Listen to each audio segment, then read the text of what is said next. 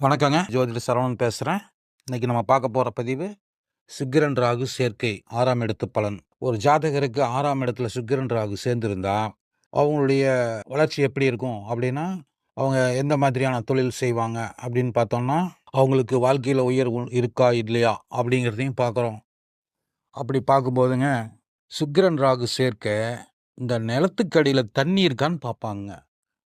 நீங்கள் நிறையா பேர்த்த பார்த்துருப்பீங்க. இந்த கவுத்துல ஒரு இரும்பு குண்டை கட்டிக்கிட்டு அப்படி போவாங்க. இதெல்லாம் பண்ணுவாங்க பாருங்க. லக்ன சுபரா சுக்கிரன் லக்ன சுபரா வரும்போது, அவங்க அந்த நீரோட்டத்த பார்க்குறதுல எக்ஸ்பீரியன்ஸா இருப்பாங்க.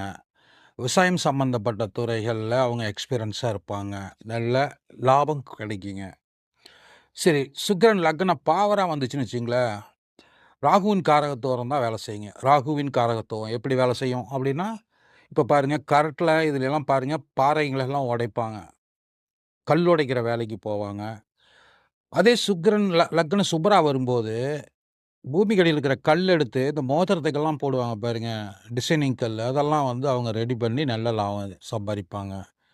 அப்புறம் பார்த்தீங்கன்னா, இந்த தங்கம், வெள்ளி இது மாதிரியெல்லாம் வரி கட்டாமயே வெளியிலருந்து கைமாத்தி விடுற வேலையெல்லாம் செய்வாங்க. அவங்களுக்கு ஒரு லேபர் கிடைச்சா போதும்.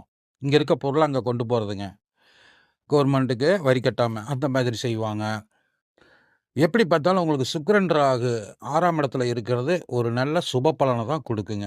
எந்த மாதிரின்னு இதுக்கு ஒரு உதாரணம் சொன்னோன்னா, இப்போ மயில் இறகு இருக்கு இல்லைங்களா? மயில் இறக வெயிட் கிடையாது. ஆனா, அளவுக்கு அதிகமா மயில் இறக வந்து சேரும்போது அது வெயிட்டா வரும். அந்த மாரி அளவுக்கு அதிகமான மயில் இறக தலை மேல வச்சு சுமக்கக்கூடிய வேலைய செய்வாங்க. ஆனா, கண்டிப்பா அவங்களுக்கு அ அந்த ராகு, சுக்கிரனுடைய காம்பினேஷன்ல தான் அவங்களுடைய தொழிலினுடைய பாக்கியம் அமையும்.